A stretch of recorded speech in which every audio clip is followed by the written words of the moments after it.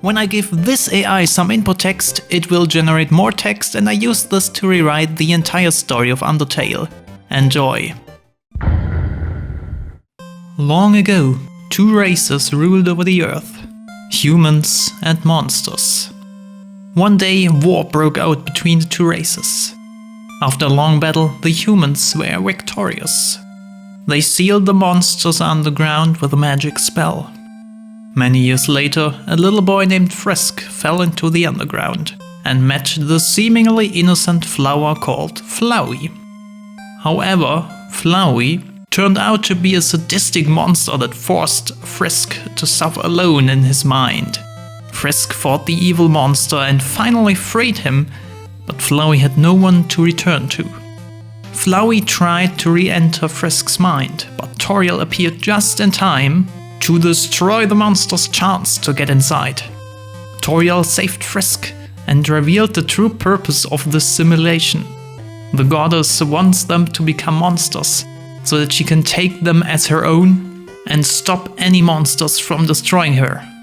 She was immediately captured. Flowey was livid and again attempted to enter Frisk's mind, but they were suddenly interrupted by a request from Sans. Unable to argue with him, Flowey headed back to the surface with Toriel to prepare their master's room for Sans.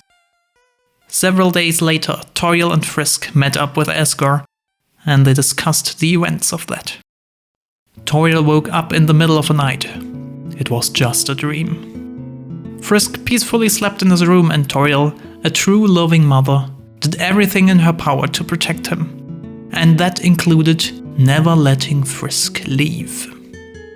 She therefore woke up and tried to hear Frisk's cries for attention. There was no sound coming out of his room, however. Frisk was asleep on his bed. At this time, Toriel cried. Astonished and confused, Toriel carefully opened the door to Frisk's room. It was really dark.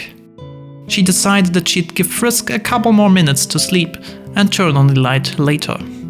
When she finally went in, Frisk wasn't in the room. Frisk was trying to escape in secret and came close to the exit, only to discover that Toriel had already blocked his path. "I must not let you get away, my child," she said sternly. "If you so desperately want to leave me alone, you will have to fight me." Frisk was astonished. They had never seen Toriel fight and thought that she had never fought before. "You do not want to fight me, do you?" she asked them. Frisk realized that if Toriel defeated them, then she would have to send him to a horrible monster that they could not even imagine.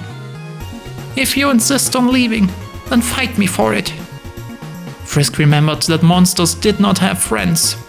The only way to survive was to form a group. Frisk rushed at Toriel, but she grabbed his foot and lifted him in the air. She was flying in the air with her feet around his neck. "You are so small and weak. I have never seen a monster so weak before. There must be a reason for that," she said. "That reason is me." Toriel said that she had to kill Frisk so that they would never escape. "I was the one who took you in and raised you," she added. "I was the one who taught you to hunt and made you a monster." Toriel knew that she could not be alone with them anymore. "I'll be leaving now. My job is done. And I cannot spend another night with you." Frisk's heart started beating faster. He couldn't believe that Toriel was abandoning him now that he was trying to escape. "I will kill you if you try to escape, Frisk. Fight me now and it will be over." Frisk screamed in terror and started struggling with Toriel.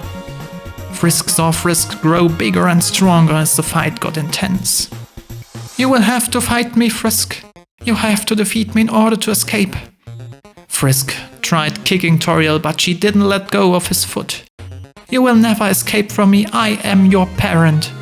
I raised you, so you have to return." The fight between Frisk and Toriel went on and on. The desperation was visible in both of their faces. But ultimately, the struggle ended when she collapsed onto the ground, and Toriel moved to help her with her armor. "I need to have my armor off. I can feel a The others will. Mom, why is this happening? Oh no, Frisk, I don't know. I hope there's a cure for what you're feeling. But I don't know what's wrong with you. It'll be alright, but... Frisk sobbed. She was so relieved that she wasn't completely crazy. But she couldn't be sure. Her relief was too great for the person she was currently in a puddle on the ground with. Her head was buried in Toriel's legs, unable to see what Toriel was saying. This is why I didn't want to accept you as a friend. I've known you for so long, but I've never really known you. I knew you existed, but I didn't know anything about you. I didn't know what you looked like, where you came from, what you were like. I didn't know that you loved me. Mom! Frisk, this is what you felt from the moment I adopted you. Love is wonderful, wonderful, wonderful! I understand that you don't feel the same way anymore, but that's okay. I do. I love you more than you can imagine. I loved you then, I love you now, and I always will. But nothing. That's all behind us. It's time to move on, Frisk. And I'm so proud of the person you've become. You've grown up a lot in a few short years, haven't you? I don't know. I don't feel good. Toriel hugged Frisk. Frisk and Toriel embraced each other for what felt like hours. She knew that Frisk was ready to continue that journey. It was tough to let go, but a mother can't protect her child forever. Goodbye, my child. I will forever keep you in my heart. Frisk opened the large door and left, looking back one more time. After some walking, Frisk felt a little cold. It was snow. Hey, kiddo. Upon turning around, Frisk was surprised by a prankster skeleton named Sans. He was in a gorgeous orange suit. The man began to speak. Do you have your precious warm clothes? You could die of hypothermia. Frisk looked down and sighed. Sans quickly chuckled. They are on my back full. Besides, warm clothes are great for fancy places like the King's Castle. Fancy places?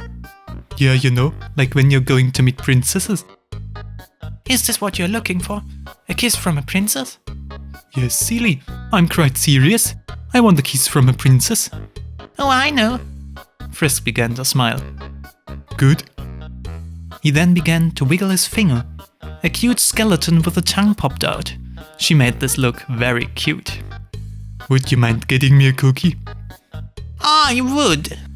Frisk began to walk back towards the village. Frisk, Sans and the cute skeleton girl Papyrus arrived at Snowdin town. Everything felt like Christmas. They bought some foods from the market and went to their house, except Snowdin was already shut and the shops were all closed. Frisk opened the door and saw their home destroyed. Their parents were now destroyed, and they were just skeletons lying on the floor, and their home destroyed as well. Frisk's father was the first to get corrupted. He was corrupted by the thoughts Sans gave him. It made him do horrible things. After this, Sans corrupted all the rest of the people in the house, and their home was already no more. Frisk looked on at the destroyed home. They started to cry. Sans then came in, telling Frisk that they need to fight. He came in and started to walk around the floor, getting sick of the smell of Frisk's flesh. He wanted to get more power for him and his friends. Frisk stared into Sans's glowing blue eye, fearing that he might also break into their mind and corrupt them. Frisk was frozen in place and unsure of what to do. But Sans's gaze was not fixed on them. It was fixed on the south side of the tower. The balance is broken. My time to remake it is coming to an end. And I can see a figure out there. The puppet master. He could be anywhere in the city, making the rats bring us here. He could be anywhere, all around us. I want to see him. Frisk was nervous. Did Sans want them to fight alongside him? He seemed completely crazy. Who was that puppet master he was talking about? And where was that puppet master hiding? Sans turned to face them. They all started to slowly walk forward, slowly revealing themselves as they walked. Sans' voice boomed across the mansion. "We are all here tonight for a very important reason. We have been summoned because we are all special. So special that we don't want to miss this meeting. In all of the history of the world, there's never been one single person who wanted to attend the meeting more than you. You all have a voice.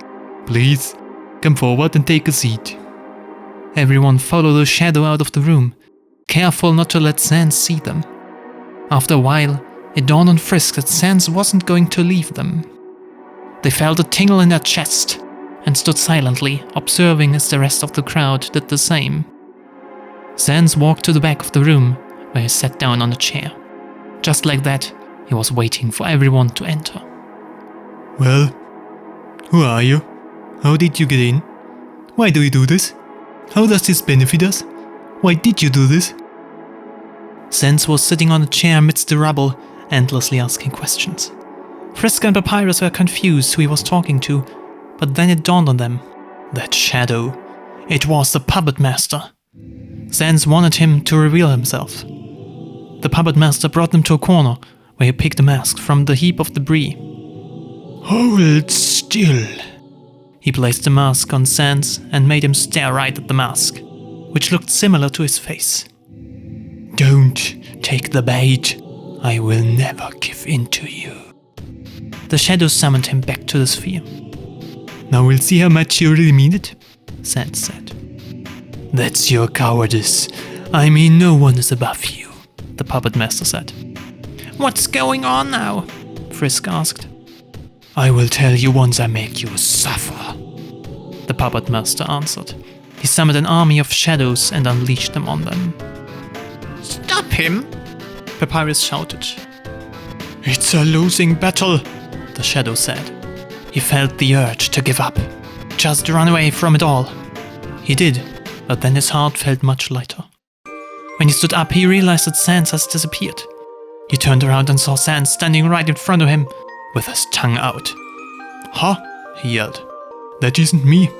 I told you that I didn't mean it." He was looking at the shadow. Frisk and Papyrus watched as Sans grinned directly into the puppet master's face. "Gotcha," Sans said. "Now let's see who you are." With one direct hit from his Gaster Blaster, the shadowy cloak was pulverized, leaving behind the puppet master's true body for everyone to see. It was none other than Professor Gaster. "I didn't think he was that bad," Papyrus remarked. "I know," Sans replied.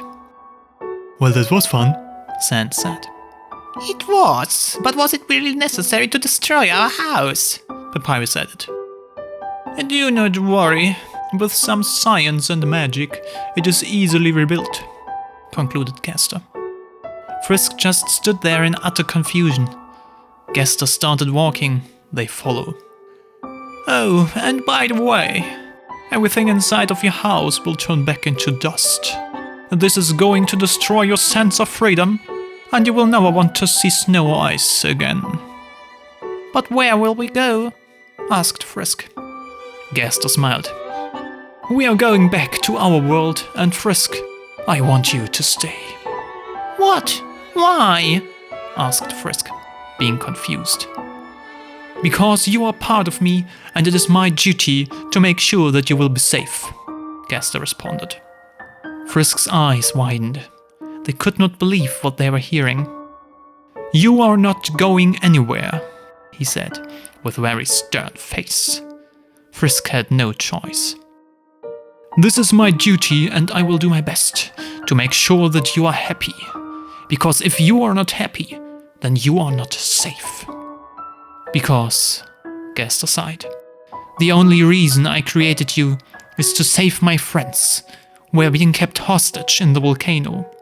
If I hadn't, then I would have never been able to reunite with you, and we wouldn't have any memories."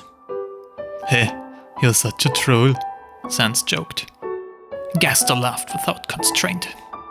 "Your sense of humor sure is out of this world, eh?" Sans turned around to Frisk. "No worries, we'll meet again. I haven't seen a princess yet." And thus the skeletons vanished through space-time without a trace. Frisk decided that it would be beneficial for their mental health to declare this whole scene as some sort of hallucination. There was probably a gas leak somewhere. Frisk left Snowdin and headed towards the gloomy waterfall area. The head was still full of unanswered questions, which at first glance isn't too uncommon for a teenager. What just happened? What is the point of this whole journey? Why hasn't Frisk figured out that gender yet? Only one thing was perfectly clear. They didn't belong in the human world.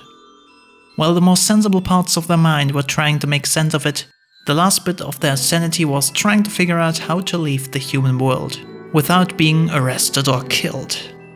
It's best to remember that there are only two situations that people in the world can get caught in. Either you can find out you were adopted, or you can learn you were a changeling. Changelings always appear as children and usually avoid adults, though they can easily walk the streets without anybody noticing. Frisk's mind has been particularly hazy since they left their home, even forgetting that they had lived in the monster world for years. "What are you doing, punk?" Undyne, the chief royal guard, leaped off a higher cliff, a spear in her hand. "Waterfall isn't a place for rugrats like you." Undyne pressed the spear into Frisk's chest, pinning them to the ground. "Who are you? What's your name? Who's in charge of this mess?" The boy looked up at her. "I'm Frisk and Frisk stopped, realizing he was never going to get the chance to finish that question. Undyne leaped down from the cliff and landed directly on top of the boy, pinning them to the ground. She took out her sword. "My, lady, I would appreciate it if you stopped and asked me nicely before deciding to slice me in half." Frisk tried to struggle against the woman's vice-like grip. "You're the most unlikely fighter I've seen." How in the world could someone this young have climbed that cliff? And how in the world could he survive when he fell down a waterfall, even if he didn't realize it? "Where are you coming from?" Frisk looked up to see the woman that he and the monster world called Reshiram staring down at him. Undyne pushed her spear against Frisk's body with a lot of force to immobilize them on the ground. They couldn't move an inch. "Do you have any idea what I would do to you if you were still a human?" she shouted. Frisk turned their head away, just enough so they could see the old woman. She had knelt down on one knee and was staring them directly in the eyes. "Frisk, I saw your mother when I had snuck out of my office. She was broken, beaten, but not defeated. That was why she was down on the ground, because she was fighting. Even with her whole heart, even with her last remaining strength, she was fighting. The tributes stood above her, but she still kept fighting, even as they finished cutting her head off. I had never seen anything like it. I didn't want to see her like that, but I did." Frisk, while still pinned down by Undyne, stopped resisting after she told how she saw the gruesome death of their real human mother. "Toriel adopted you, and we all accepted you as one of us," she muttered. "So tell me," she moved closer to Frisk's face, "why are you running around so carelessly?" Frisk was surprised at her sudden outburst. Toriel sighed and leaned her head down and looked at the boy. "Okay, I guess you know why, don't you?" she said, her voice starting to tremble. "I'm sorry. I just don't get why you did it, let alone doing it twice in a row. Maybe it's because of the times you lived here?" Toriel looked at Frisk, as if seeking for an answer. "Did you ever live here?" she asked with a sad tone. "In this house?" Frisk looked down, unsure about whether she had or not. "I didn't know you. I didn't think you had that." Toriel's words hit Frisk. "What the hell are you talking about?" Undyne angrily snarked. Frisk's face started changing color. She had pushed down too hard, causing a slight brain hypoxia, which in turn made Frisk imagine Toriel instead of Undyne. I guess I should apologize. Damn you overpowered fish biceps." She helped Frisk get back on their feet and threw them into the water. Undyne then turned to the innocent players, knocking one of them into the sea with a punch and smirking, seemingly mocking their combat prowess. "So here's my idea. They are just some kids that got dropped off in a random dungeon, probably to survive on their own for a few days. Let them live there. Let them die. Who cares? It's not like they'll grow to learn the art of cooperation and friendship, which I myself was very ashamed of. I'm just sad that I killed the one true friend I had. A true friend who had strong feelings for another person. Frisk shivered. You killed your best friend because they loved somebody else. Undyne's face grew dark. It was a shitty thing to do. A horrible thing to do. She glared at them. I know. I should have listened to you. Shouldn't have done it myself. Should have. Shh. It's not your fault. It is my fault, damn it. There was a lot more yelling, a lot more shouting. The pair of them had a great time yelling at one another. It was great. They screamed at one another until the air was blue. I don't want you to end up like me. Undyne was crying now, whimpering. I don't want you to end up a monster, you big baby. Suffer, huh? I'm going to see you suffer for all of eternity, you lunatic. And then their shouting broke down into howling. Undyne was in tears. They had been shouting at each other until they were out of breath. Where did it all go wrong? She exhaled, fully exhausted. Undyne stared at a best friend named Alphys. She was sitting across from Undyne, biting her lip. I don't know. I'm going to have to ask for help. Undyne closed her eyes. Fine. And I know it will be difficult, but I do believe there's someone that could help. Undyne stood up. Thank you. Alphys' eyes widened. I'll go. She jumped out of her seat and left the room. With a broken heart, Undyne left Alphys' lab. She needed someone to help her deal with the situation. To accept that Alphys wasn't loving her, but instead loved her son! Later, Undyne returns and finds Alphys, who in her desperation created a creature.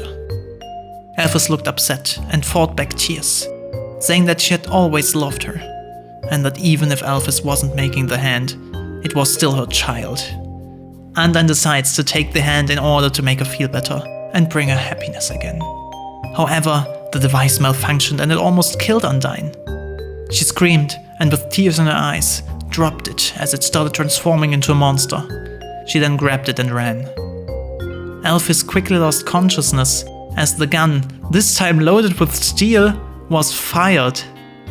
Alphys had built me a child, piece by piece. All that was left was one hand. I had so many conflicting thoughts. When she fell in love with her own creation, my supposed son. Undyne was shaking. I had a breakdown. Meltdown, short circuit, whatever you want to call it. She looked at the ground. I shot her. I don't know if it killed her immediately or whether she died sometime later. All I know is that I have blood on my hands. And too much guilt. Sorry to bother you with my sad story, Undyne said. I felt like I needed someone to talk to get it out of my head. So, thanks for listening, I guess. I misjudged you. She used her spear to point it to the distance. Come over to my house for a drink. Despite Frisk's refusal, Undyne dragged them to her house where Undyne's son was already waiting. His shape vaguely resembled a fish. Many stitches were holding the pieces together. Nice to meet you. My name is Rhesus. I'm your friend, okay? The salmon Frisk encountered had already disappeared and was replaced with a small purple version of his human form. So you're... Rhesus started to ask. Frisk, are you hungry? So, is this your official welcome party? Good job, you finally made friends. So, tell me, you said you are starving. What would you like? Frisk looked at him in confusion. Is it actually hunger that you're thinking about? Oh well, we can't have you starving and dying to become a skeleton, can we? Rhesus laughed at the thought. That's a sad story. I, on the other hand, am quite healthy. So what kind of juice would you like? I don't know. Oh, come on. You should be the one to pick something. You know what's healthy and what isn't, right? Undyne couldn't help but smile. Her son was filled with joy and brought his new friend some juice. He had never been so happy in his life. For the first time in a long time, he didn't feel like he needed to fight to be happy. He sat back, silently playing with the 2 straws he had been given. After a few minutes of sitting there, he started to feel uncomfortable. He looked at the floor and noticed the floor was crawling with bugs. He covered his face with his hat, trying to ignore the insects. Undyne was starting to get scared. Rhesus was starting to get a bit more ticked off. He was getting a little irritated with the insects and wanted to go out and hit them with a baseball bat. He got up and stomped out of the front door of the house. As he got on the front door, he noticed a car drive up to the house. He took a deep breath and noticed that it was Undyne. He immediately began screaming for her. Aninia! Undyne stood there frozen in place. She wanted to run to Rhesus, but she was too afraid. She could hear the bug's movement and knew it was headed for Rhesus. She raised her fist to fight. Even though Undyne was scared of the bugs, she had to save her son Rhesus, as well as Frisk, even if she had to do it with her bare hands. She was able to save Rhesus by his weapon, the Wonder Gun. In spite of that, she didn't hesitate to use it against the buggy bug and appeared to care about that. In regards to Frisk, she said, "Help me, I can carry both of you," implying that she really wanted Frisk to save her. Her weapon is a sword with magical runes engraved upon it, and she can use some mind control magic to make a nearby foe do her bidding. However, she does not have the strength to fight a way out if she's being attacked herself. Her speech: "I am the greatest warrior, monster, and now the mother of the world." "You have such a big mouth, but can't handle a few bugs," Frisk complained. Undyne responded, "Have you not seen their size? Save me and Rhesus, damn it." "Alright, let me handle this," Frisk said. "By the way, you smell bad." Undyne's nose twitched. What did you expect?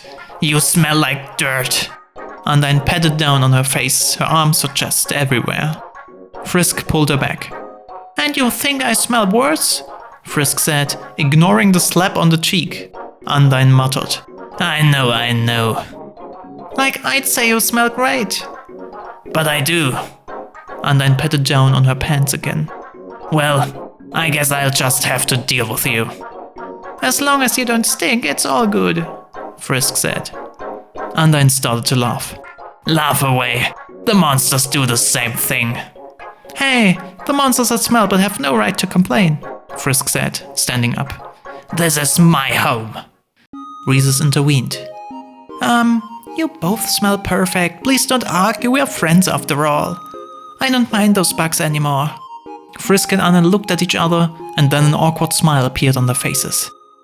I think they might be interested in you." "Really?" "Yes. I saw them looking at you. Oh man, I hope they want to be my friend." "What? Why?" "I want someone with me all the time. Who would be the perfect roommate for a loner like me?" The others looked at one another with puzzled expressions, and then Frisk spoke up, trying to be helpful. "Undyne, there's probably one of the cave monsters in the dungeon. Let me talk to them. I bet they'll let me stay in the dungeon as long as you're around. That sounds perfect." Undyne rolled her eyes. "Why should we live in a cave, Frisk? My house is right here," Undyne said in a mocking way. Rhesus looked at the bugs crawling around. "Well, there wouldn't be much of a difference." Frisk, wondering what kind of bird it was that was talking. "We have to be thankful for what we have." "I'm thankful for having a family that cares," Frisk said. "I can also be thankful that Asriel made me human. It was a hard job. I would be very grateful for that." "You should have been thankful for me," Asriel said. "The only reason why I did this was to make you a real monster." Undyne and Rhesus observed silently as Frisk approached Asriel. "Asriel!" Frisk shouted. "Where have you been all this time? Mom and I missed you so much." Asriel replied, "I know, but there was something I needed to do. Just know that I love you so much." Asriel clenched his hand as he spoke. Frisk saw his hand trembling slightly, but he continued.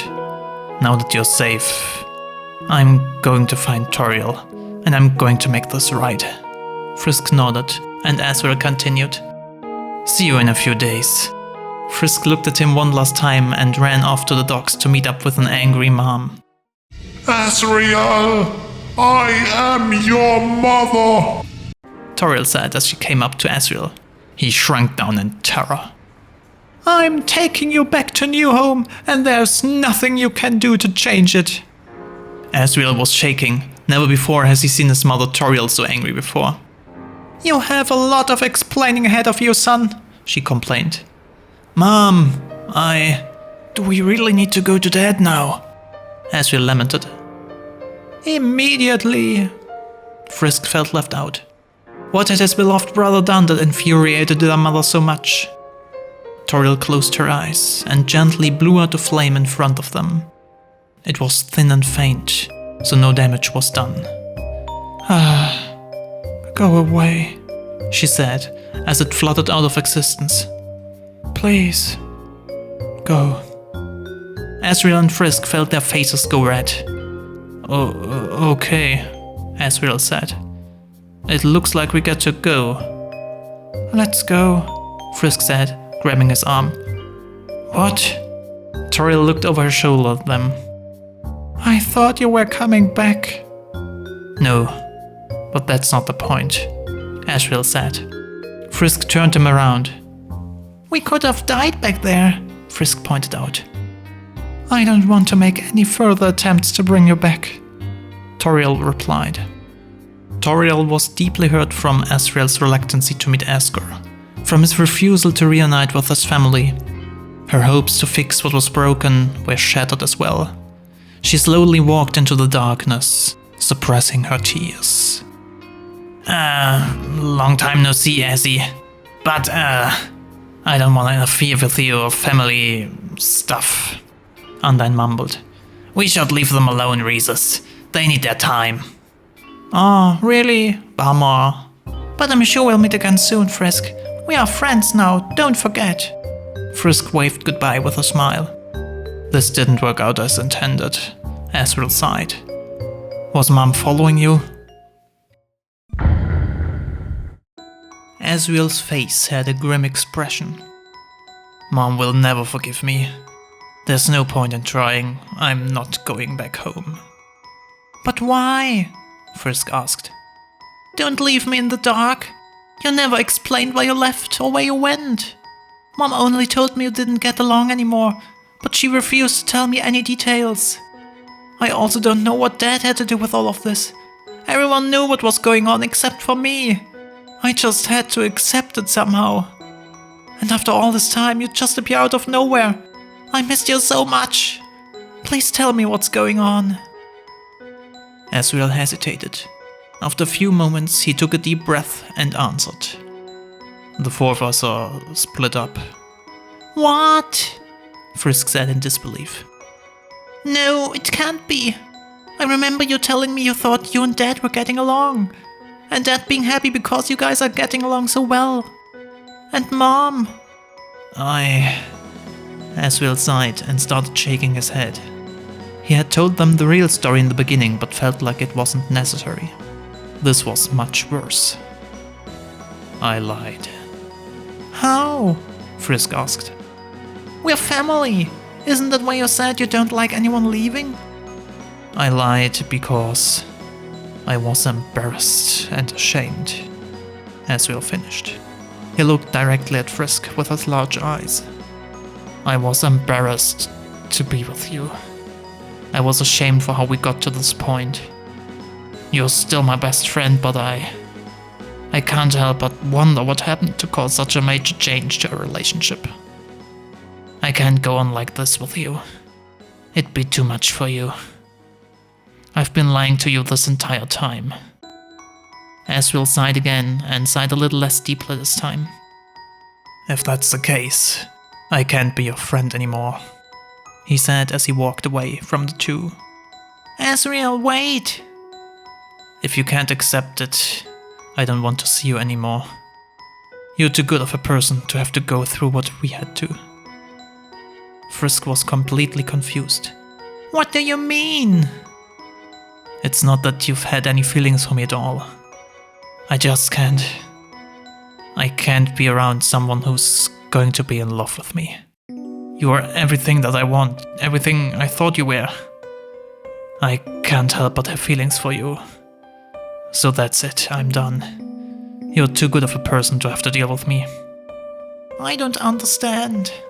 Frisk looked at Asriel. I do love you, of course. Isn't that normal in a family? Asriel got a little angry. I don't mean the kind of love among siblings. He turned around and looked into the distance. I felt more for you. We may not be blood related, but it still felt so wrong. I couldn't handle the situation and got so mad. Mad at me, mad at Mom and Dad. I shouted at Mom and said terrible things. Frisk looked at Asriel and saw a faint but noticeable pain in his eyes. I regret everything. I should have been the good son and let go of my anger. It was just such a bad thing. Asriel put his face down into his knees. What do you mean it was just a bad thing? Frisk asked. Well... Asriel put his face down even more. After that incident, I changed a lot. I changed when I realized that I'm not supposed to see my mom and dad anymore. Frisk was confused. He was shocked but not surprised. He could understand Asriel wanting to distance himself from the people that rejected him. Frisk gave Asriel a hug to calm him down. It must have been difficult to tell me this. I feel so ashamed. No, don't be ashamed of your feelings. Frisk raked their fingers through Asriel's fur. I may not be able to return these feelings at this point in time, but I won't reject you at the least. A tear ran down Asriel's face. Thank you. And you helped me realize why I am on this journey. I need to find out why Dad left after you ran away. Frisk looked into Asriel's shiny eyes. Will you come with me? Asriel took a breath. I will do anything to be with you. Then that's where we start. The path of truth. Asriel, do you know what it means? Yes, I know. Frisk held Asriel's hand, trying to make sure Asriel didn't jump back into the abyss. The path of truth. Asriel, is it a path we can walk together? Asriel nodded. Then we can try that together. Asriel smiled, and Frisk smiled as well. And as soon as we have our answers, I'll finally get to show you my palace. The two started to walk along the path, and they took turns holding each other's hands. So, do you know where we need to go? Asriel asked. Frisk pondered. Somewhere past Hotland, I think. With a vague sense of direction, they moved towards Hotland, and saw a lone building in the distance. They stood outside for a moment before looking at each other. Are you ready? Frisk asked. Asriel nodded and stepped towards the door. Just be careful! Frisk shouted to him. They stepped through the doorway and stood in front of a small table on which the large statue of a cup was placed, reflecting the light of the sun. Asriel noticed his friend's reaction but did not react to them. Oh, it's not as bad as you expected, the cup said. It's okay, you don't need to fear me. A shiver went through Frisk's spine. Let me show you something, the cup said. It reached behind it and pulled out a small bundle of cloth. It took the bundle out and draped it over the table. At the same time, the flame in the room grew, and small stones fell around the cup. But the pile of them grew larger and more disturbing.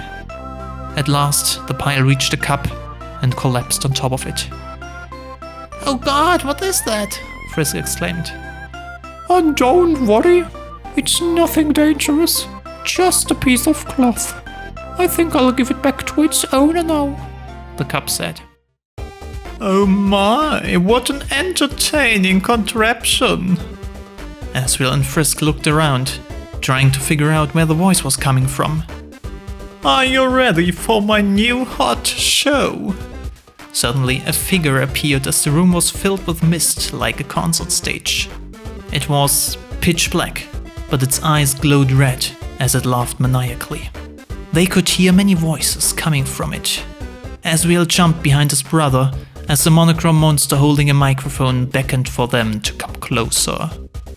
Remember my last birthday show? It was tons of fun. His voice was dark and menacing. You drugged us that day, didn't you? Frisk said, pulling Asriel out of the cover of the mist with a desperate whisper. You planned this from the beginning. The ghoulish figure chuckled and showed a devilish grin. Not quite, you never let me finish. I just wanted to give a show to the people that had been so kind to me that day. I was gonna sing for them. But then your adorable, naive girlfriend decided she wanted to be with me. She didn't even understand that I was being deceived. Asriel and Frisk were too afraid to reply. They quickly scurried away as the monster laughed in glee. They didn't know what to do and couldn't breathe properly. They were afraid that the monster was going to turn on them. Suddenly, they heard another voice they recognized. Frisk and Asriel tried to observe their surroundings, but the room was too dark to see anything besides the glowing red eye of the monochrome monster with a microphone, which supposedly hosted this show. It wasn't the source of the familiar voice Frisk and Asriel were hearing, however. All of a sudden, Asriel twitched. Wait, I know that voice. It's... Before Asriel could finish his thought, a burst of static and the sound of shouting reached their ears. The monochrome monster returned the weapon to its holster and stood up. Am I boring you? It asked. No, I'm not, Frisk said. Good, so back to the show. It's an old trick. I'm the host here. Once I've had my fun with you, I'll hand you to the Department of Dreams. And now for the second part. The monochrome monster's voice now sounded distant, almost like a distorted phone call. Don't kill us, Frisk said. Yeah, and don't touch me, you ugly monster. The monochrome monster laughed. And that is just the first part of the show, a series of 4 parts to be exact, it said. The second part of the show is a special segment that the Department of Dreams wouldn't allow to be released in public. But I guess you'll see later, here we go. Wait, what do you mean public? Asriel asked. I mean, the other departments don't know about me. I wanna keep it that way, alright? And nobody will ever find out. How cute! You want your privacy, Asriel? The monochrome monster and host of this show said. There is no privacy in showbiz, little goat boy. I'm sure Frisk wants to know all of your secrets too. That's not true, Frisk shouted immediately. Is that so? Is there something you want to say to me, Frisk? The male host said, raising an eyebrow. Do you know who I am? The little angelic goat boy questioned. Of course I know you, the monster smiled. You're that boy that stole my heart many years ago, isn't that right? He said, teasingly. He leaned on the nearby desk, making himself comfortable. But that's impossible, little goat boy, the host continued. Not only is it impossible, it's ridiculous. I know all about you. You're the pint-sized angelic being from a religious fanatic cult who told me that you would save the world. Wait, you said that I would save the world? Of course, silly. You're the reincarnation of an ancient hero, aren't you? The host explained. What's that? Asriel said, confused. Your identity is one of many secrets of New Home. The host started, getting excited. This is one of the highlights of the 4 Horsemen programming. I invite you to reveal yourself to our world. What is he saying, Asriel? I don't understand, Frisk uttered. I don't know either. After I ran away, some things happened that my memory seems to reject. Asriel halted for a brief moment. Though, save the world does resonate somehow. The host walked circles around the two. We can talk about that later. First we need to get out of here. I don't trust that guy in the slightest. The monochrome show host circled around Frisk and Asriel, who were getting anxious. "This doesn't feel right at all, Frisk. We need to get out of here quickly," Asriel whispered. "Oh, you want to leave already? But the show has only begun," the showmaster said menacingly. Frisk had decided to leave, but Asriel seemed ready to keep being a bother for him. "This isn't funny, showmaster," Frisk hissed and tried to approach the stage. You think this is funny, huh? You think we're laughing at you? The hostess mocked Frisk. You're going to get what you want this time. Frisk, terrified, clutched Asriel's hand, who was trembling so much. The hostess wasn't too far from them. Oh, you think you're getting away with this? You think you're getting out of this? This is where I stab you. This is where I give you the gift of Nant. You stinky mop, you! The hostess, a girl in her early 20s, snatched Asriel's ball and opened it. Before Asriel could react, Frisk panicked, jumped onto the stage and hit the hostess with a ball of power. She flew into the air and landed in a pile on the floor. "Do we get a special prize for this?" Asriel asked in shock. "We definitely do. Frisk wins the contest." "I don't know what Frisk thought this was going to be, but it's over," Asriel added. Oh, that was such a nice trick, the hostess said, beginning to stand up. "We all get a prize, right?" Asriel sighed. "Just in case you're wondering, Asriel is my little brother," Frisk said. "Oh, well, since you're so nice, my little brother will let you go with a promise," the hostess said, looking at Asriel. "I'll ask Frisk to finish the show with a special super fruit, whatever you're calling it. And then you can go and stay out of the shadows forever, Frisk. That's the most I can offer in return for you leaving," the hostess said. After the finale of the show, Frisk and Asriel left the large building, entering the main part of Hotland. "That wasn't as bad as I thought," Frisk said. Asriel, still somewhat shaky, responded. "I'm glad you were there." He grabbed one of Frisk's hands. "I guess I'm still a coward, and..." He then grabbed Frisk's other hand.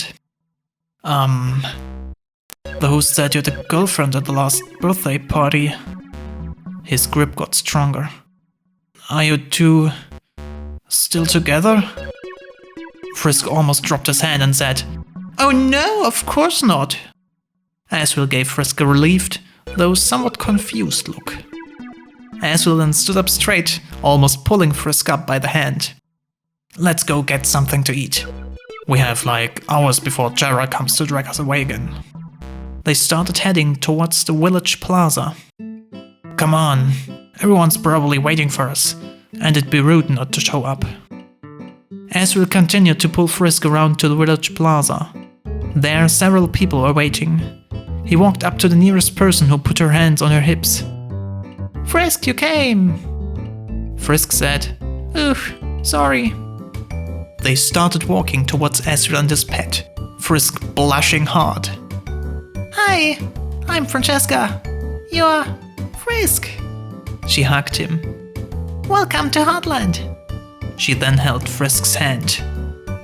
Asriel's expression was full of jealousy as Francesca held Frisk's hand, who didn't seem to dislike the circumstances. In his head, Asriel was already marching towards new home, but he struggled to say his issue out loud. "Frisk, we need to continue." "No, this isn't how it's supposed to be, Frisk!" Asriel said forcefully, keeping his gaze on Frisk. "Just leave. This has to be done now." Frisk didn't like it, but he didn't have the strength to fight Asriel anymore. "I'm not leaving," Frisk insisted, slowly standing up. It was painful to accept, but Asriel was right. Asriel didn't want to look weak in front of his friends. He couldn't let them suffer for his own mistakes. "I'm going with you." It was the only option left. Asriel was still confused, and he didn't understand why Frisk hadn't left when he had the chance. He didn't understand why he was stuck here. watching Frisk not want to leave. He didn't understand because he had done the same thing. Once. "But what about your family?" Asriel said, finally letting Frisk have it. "What about the others?" Frisk stood there for a moment holding onto Asriel's hand. You can't leave. My parents will come looking for me. My friends will go looking for me. I need you, Asriel. I need your help. "No, I'm your friend," Asriel said coldly. "You'll stay with me, because if you leave me again, who will help you?" The threat was enough to snap Frisk out of his haze. Frisk accepted that they had to leave together with Asriel now, to uncover the truth behind their family's past. They left Hotland to enter the core, where they witnessed Asriel sitting in front of a gargantuan door that had long been sealed. It was as if the doppelganger was about to open it, in order to face the true origin of humanity. But the cave they were in turned to a room full of books. They were a bunch of books that the humans had kept there, in order to remember the past that they had lost. Most of them were long gone, but a few of them were still good. Frisk entered the room first, and they picked a book at random. Chapter 2. This book. This one should reveal everything Frisk needs to know. Its author was Carla the Dancing Soul, and its pages would contain everything they had to know about the people. This book was not a mere book anymore, but a weapon that Carla created herself in order to kill the monsters. It was she who created the myth about Asriel, the protector of children. Even now she was trying to recruit children to her cause, and it was the only thing that could defeat Asriel. Frisk understood that now and hurried out of the room before Asriel could see what they were doing. Frisk decided to keep his book and move forward to the next chapter in their adventure. Frisk was hiding the book, which contained information concerning the religious cult that fabricated the myth that Asriel was their savior. Asriel's mind had locked away his memories about the cult, for reasons he cannot recall. Just what happened back then? It was clear that Frisk tried to protect their brother by withholding this information, but Asriel noticed that Frisk was acting strangely. He was too weak to do anything to protect Frisk. He had to do something himself. "I have to get some strength," Asriel decided. He found it weird in his mind, since he only ever needed sleep, food and water. He hadn't really needed to get any of that for months. But even though that's the case, that didn't stop him from thinking that he could go out to the far ends of the kingdom to get it. Asriel was oblivious of Frisk's inner turmoil, who couldn't hold back any longer. Asriel, I need to tell you something. "Oh, what is it?" You said you don't remember anything about your time in that cult. You know, the one that considered you their savior. Asriel had a confused look on his face. Yes, what about it?" "Well," Frisk shook. "I found a book about it." "Really?" Asriel seemed very interested. "Can you tell me about it?" Frisk hesitated. "It isn't pretty.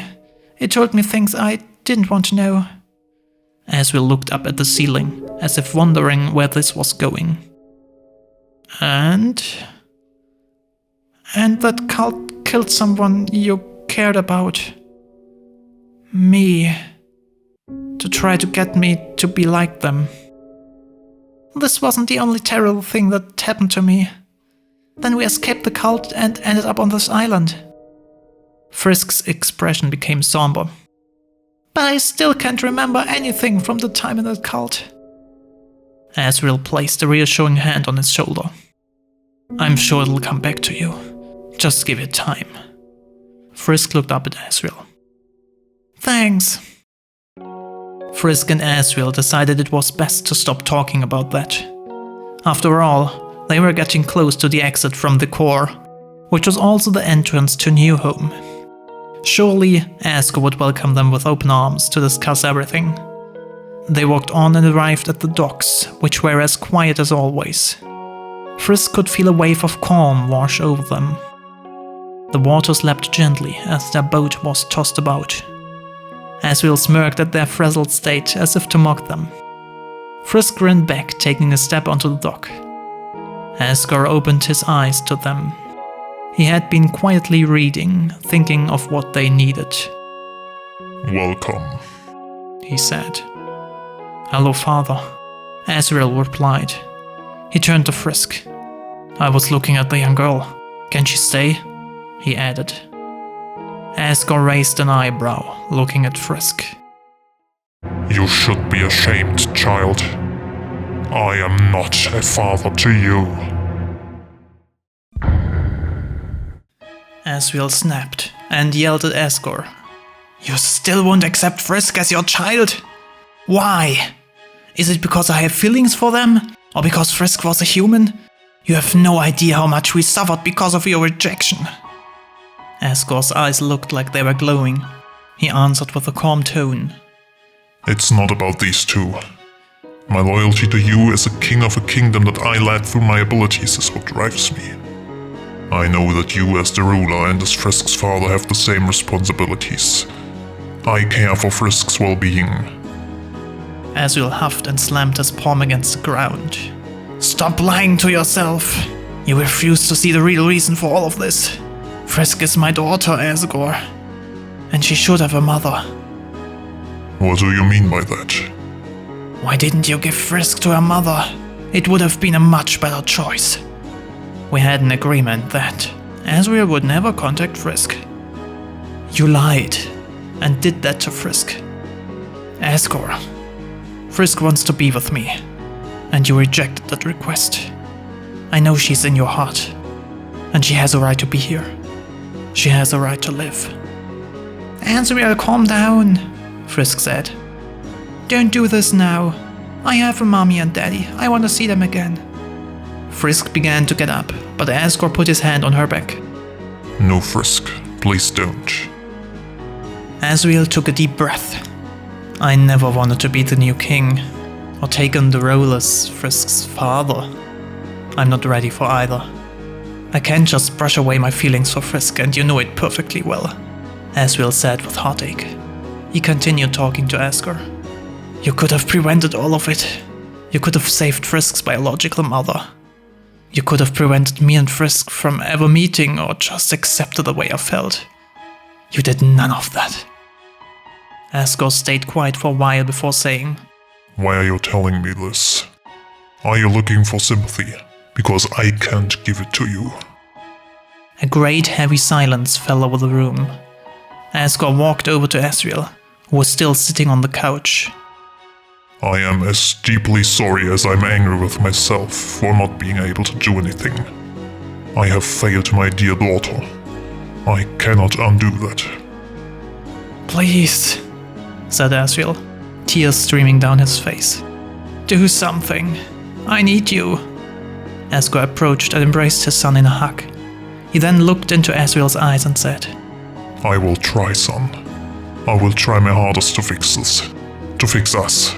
Whatever we need to do to fix our relationship, I will do it." Asriel said nothing but sat there silently, tears still streaming down his face. Suddenly he stood up and said, "I have a present for Frisk.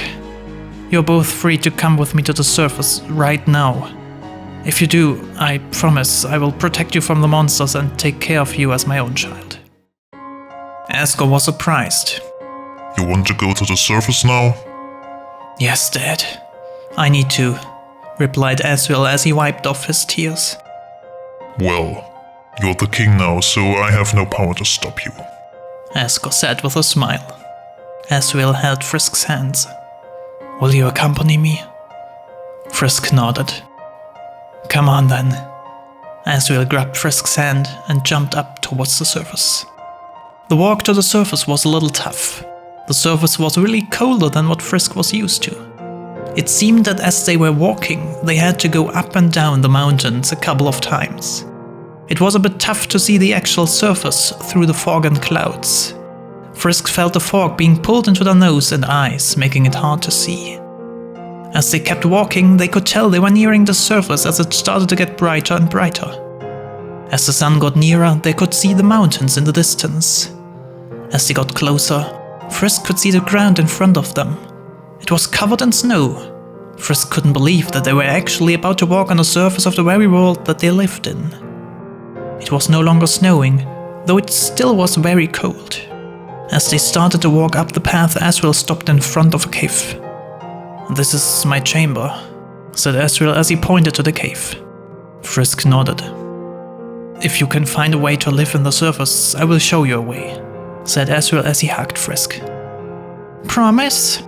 asked Frisk with a hopeful look on their face. "Promise," Asriel replied. "Good," smiled Frisk.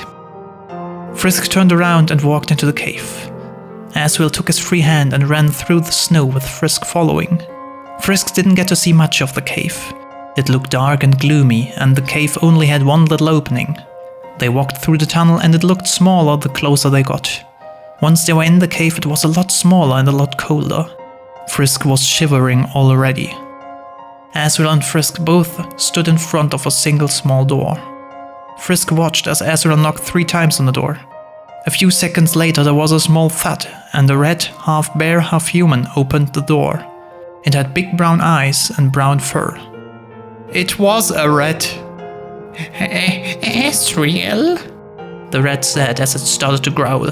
Asriel tried to calm it down. "It's me, Frisk," said Asriel as he took Frisk's hand. The rat was calm after Asriel said Frisk's name and led him and Frisk inside the chamber. The rat was cold, but it didn't attack. As the 3 of them walked into the chamber, they could see a few other rats in there. Frisk looked at the rat, who then gave her a look. Frisk knew that it had noticed her tail. She stood straight up and lifted her tail in front of her. The rat quickly turned around and started running back into the other chamber. "We have to be careful," Frisk heard Asriel yell after the rat. "We can't trust rats." "It was just one," said Frisk, trying to calm herself. Asgore walked over to them and hugged them. I'm here. He said. So, what did you need? He asked.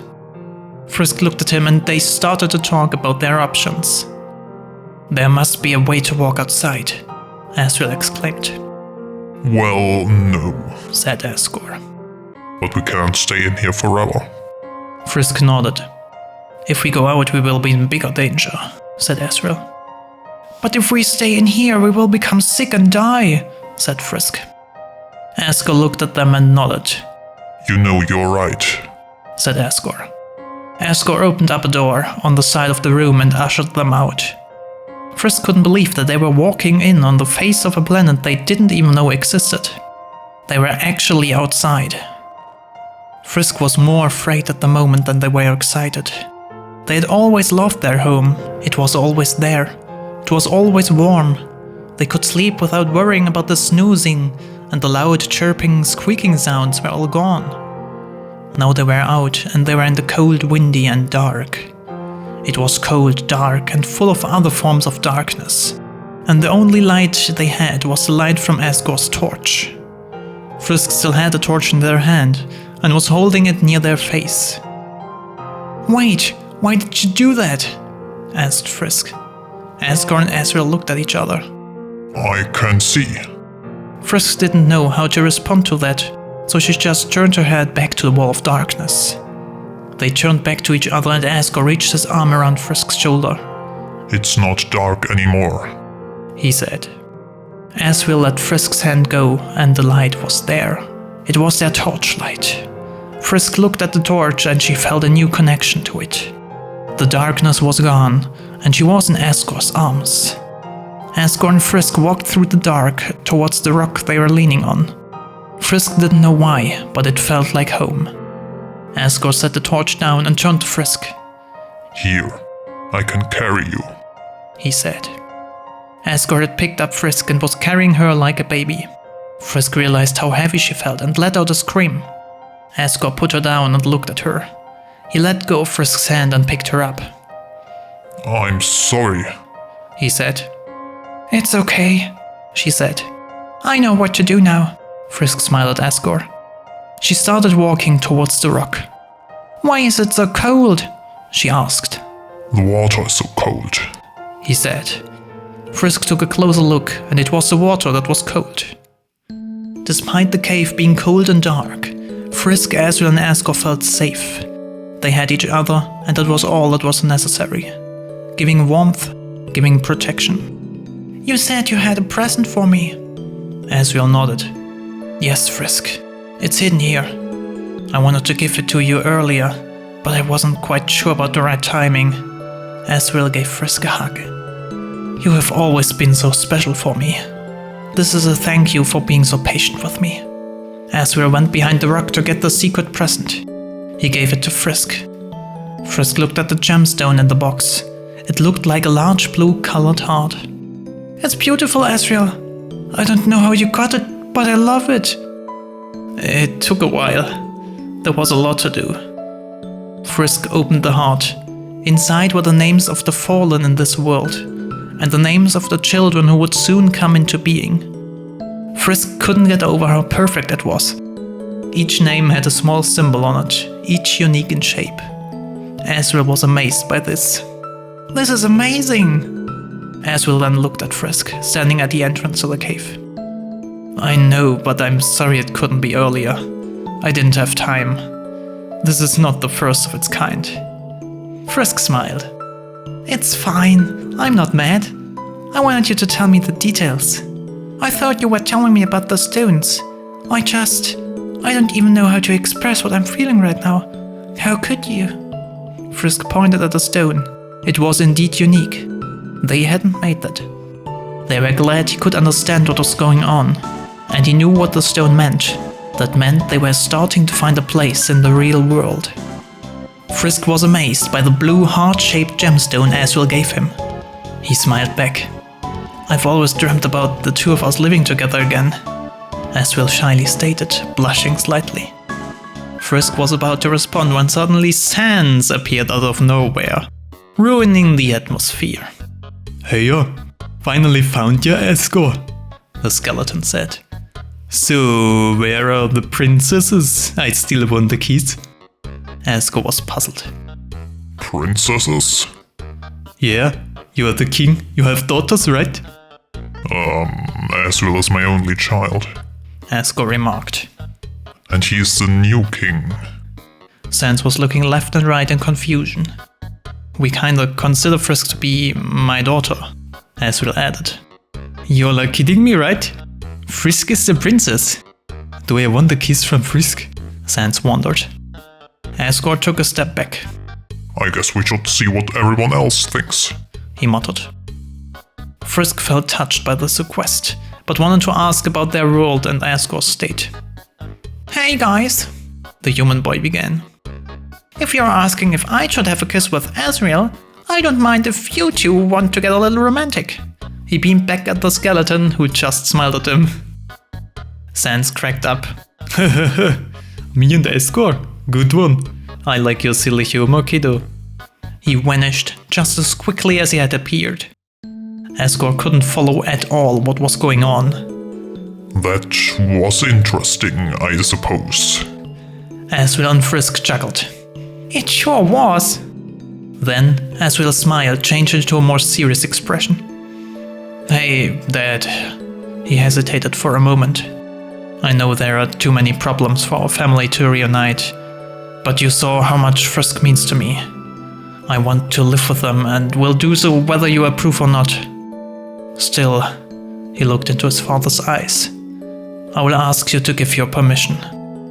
Yeah, I know. Asgore breathed. Well, since you're going to do it, don't be surprised if you find yourself becoming a housewife someday. He finished his sandwich and put the empty plates in the sink. I love you, my boy. I know we are probably never going to see eye to eye on this and may be destined to be adults for the rest of our lives. I just want you to know that I will always be there for you. We are family, and family sticks together. With that, Asgore kissed his son on the forehead. We're going to have to get some normal kid toys for the both of you. I know you're mature enough for some serious playtime, but Frisk could benefit from having a simple cardboard spaceship to play with. He smiled softly. In the meantime, you can always pretend with me in my workshop. He grinned.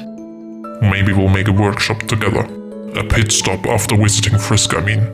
That'd be awesome. The young demigod chuckled. Dad, you really know how to always be embarrassing. Asriel sighed with a smile. That's one of my biggest strengths. Asgore laughed. That's what parents are there for once the kids become teenagers. Frisk started to chuckle, but it quickly turned into an uncontrollable burst of laughter. See, Frisk is already laughing at me. Frisk took a running jump at Asriel, clinging onto his fur, making him spin wildly. Whoa! Frisk held onto their brother tightly until they stopped whirling, ending in a cozy hug. Frisk's big grin was highly infectious, and eventually Asriel and Asgore started laughing as well. The end. Thank you for watching. If you want more of AI Tale, I highly recommend checking out Frankie K's AI Tale comic on DeviantArt. A link to the comic is in the video description. And leave them some nice comments while you're at it, I'm sure that'll make their day. If you feel like this story made no sense and want to hear my theories and explanations, then you can also check out my 7 separate videos on the story. The playlist is in the description as well.